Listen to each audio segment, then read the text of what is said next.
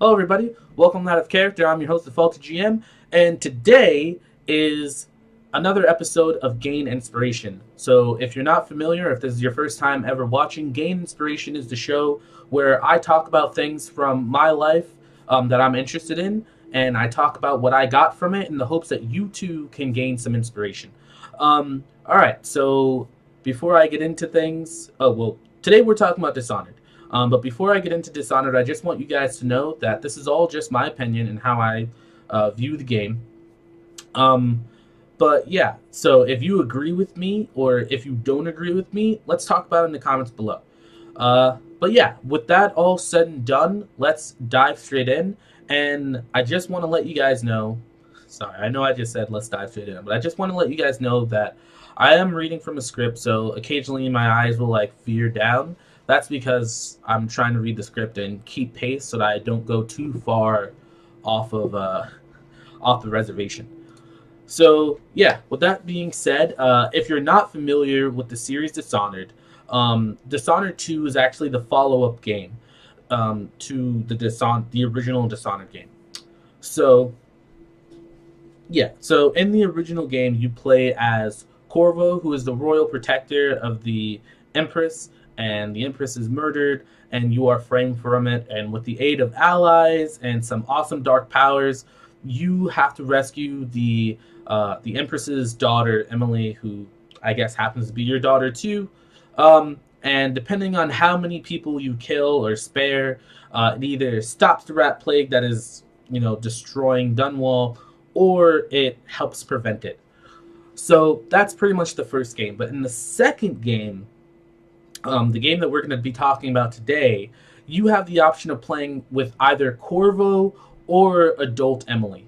And if you play with Emily, she has new powers and abilities than her father did. And if you play with her father, they added new twists to the abilities that he originally had in the game. But either way, you get cast out of the kingdom and pretty much have to go on a quest to save whoever you didn't choose. So if you played Emily, you have to save Corvo. If you play Corvo, you have to save Emily. And so you get cast out, and you have to reclaim the throne. So pretty much you go on this quest to find out the truth behind the witch Delilah, who cast you out and who has replaced Emily as the Empress of Dunwall. And pretty much you go on this grand journey to take back what's yours. I know that was in trailers, had to fit it in here somehow. So, all right, let's talk about the setting in both games.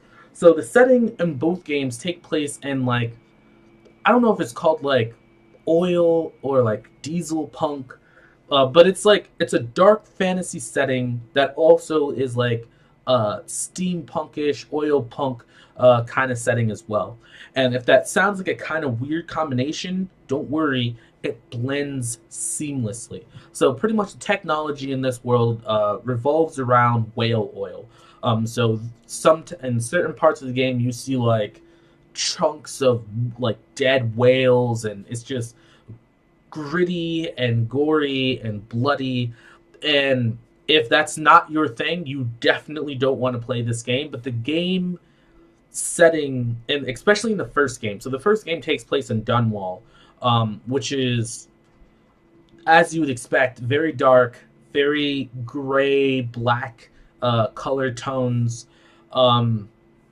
And you play through like alleyways with shifty characters and all these other kind of things. And the city is also ravaged by a rat plague, a plague that has spread that produces weepers that, like, if they see people, they like throw up on people and uh, infect you. And it's the city is pretty much ravaged by that. But in this game, you play in a different place called Karnaca or Karnaca.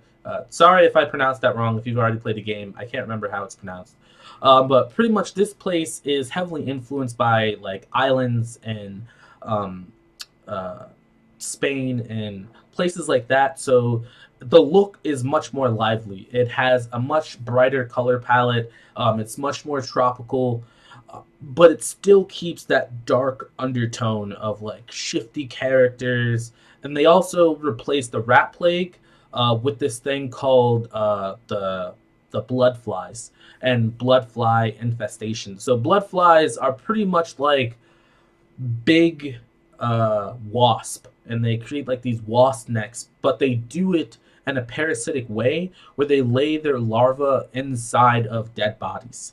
And sometimes they, like, if you've been stung by a blood wasp, you get infected and you turn into this pretty much a keeper of the nest. So they make you like a drone in a sense, and they protect you, but at the same time, you've lost who you were and you protect the nest as well.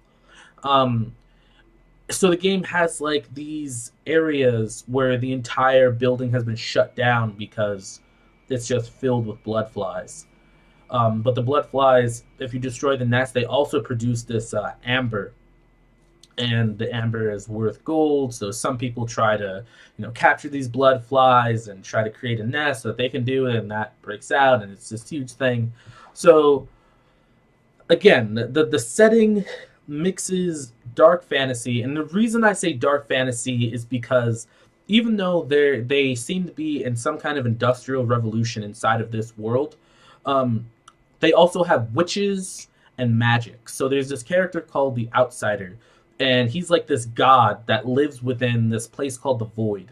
And he allows individuals like witches and certain assassins that accept his mark to gain his powers. So he allows them a certain amount of abilities, and you can gain more abilities by getting more runes and getting more bone charms and things like that. And the other thing to note is that bone charms and runes are typically made from whalebone. The game makes the point of letting you know that whalebone so whale oil is really important to the industry, the science part of it, but whale bones are very important to the magic side of it. Whale bones have a magical aspect, a connection to the void that, if used correctly and marked correctly, can access or siphon off power from the void and enable you to use it. So the setting is really, really amazing. The setting is super deep, and again, it's very, very immersive. So altogether, I really like the setting, and I like the fact that they moved it from Karnaca, but they also kept Dunwall in there. So you go to Dunwall from time to time, and it feels like a really good way to bring pieces of the old game, but then make this game stand by itself. So yeah, let's talk about the character in this game. So the character in this game, I think, is pretty much the flaw of the game. And I understand if people don't agree with me. The problem is that you only get character moments before a mission or after a mission. When you go back to the boat or when you're about to execute somebody, you have this moment where the characters talk for a moment, things are revealed, the story is progressed. While you're playing the game, though, there's not much of that. There's not much in the way of character development. And that's kind of the way with first-person games in general, is that you don't really get to experience the character because you're pretty much playing as yourself. And it does feel like Bethesda tried really hard to add more character development in this game, and there definitely was more. In this game, so in the first game, Corvo doesn't really say anything, if he ever talks at all. So this game was the very first time you ever see Corvo talk, in my knowledge, period. But you also get this, you can see the bond that Corvo and Emily have if you play the tutorial. But again, everything is very fast-paced, because I feel like those moments are meant to happen and then put you back into the game. So you have these moments of character development, and then they're gone, and then you go straight back into just doing whatever you want to do. So, and I haven't played the game as Corvo. I've only played the game as Emily. But while you play through Emily, she kind of goes through this learning phase, and she grows as a person and as a ruler, and discovers things. So she's in this phase where she's like, I don't really want to be a ruler. I just kind of want to hang out and do things, and I don't want to listen to these boring meetings. But as she goes through the game, she grows up and goes, no, these meetings are important because it affects all these people's lives, and she gets to see the poverty that exists outside of her tower, right? And that's interesting and that's cool.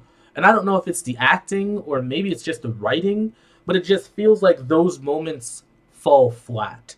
Those moments are just like, okay, right?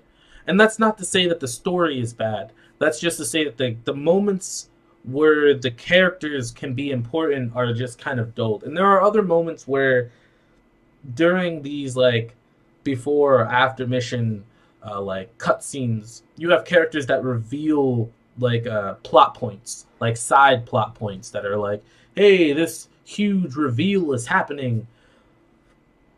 But again, it's not really convincing. It's not really authentic. It's just like, oh, hey, this thing is happening.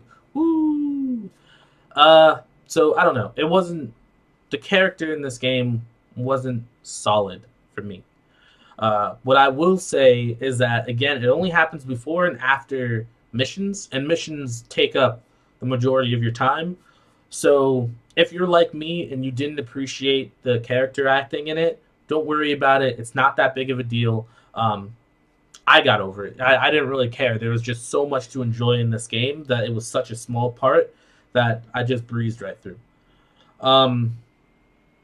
So yeah, let's talk about the mechanics of the game, right? So the mechanics of the first game were pretty much magic and combat. And you can't really talk about the mechanics without talking about the way the game challenges you. So the game has two pretty much ways you can play it. You can play it in lethal mode, where you kill people, or you can play it in a passive mode, where you try not to kill people, and it's more stealth-based. And then obviously there's a middle ground, where you kill some people, stealth sometimes. The game allows you to pick which options you want to do whenever you want to do it.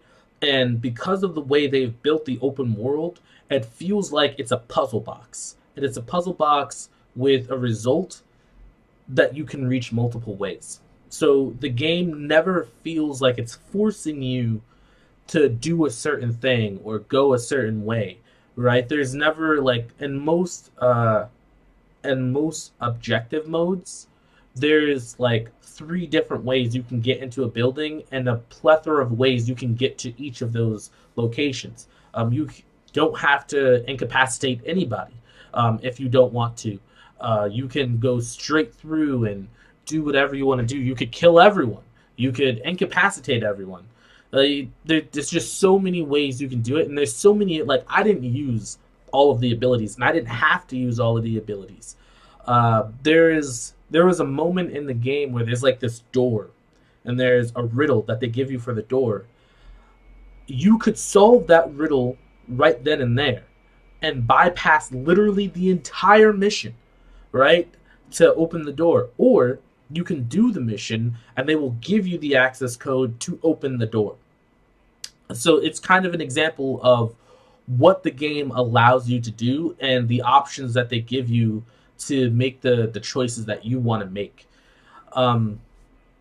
So the game also has the magic abilities are very fluid, and again, they don't feel forced. It's not like you need to take this ability in order to get to certain places. You could easily get to those places without any of the abilities, but some abilities will help you get there faster. Some abilities will help you get there a different way. And again, the game is very good with being like, hey, there's this little rat hole that you can climb in if you have the shadow walk ability.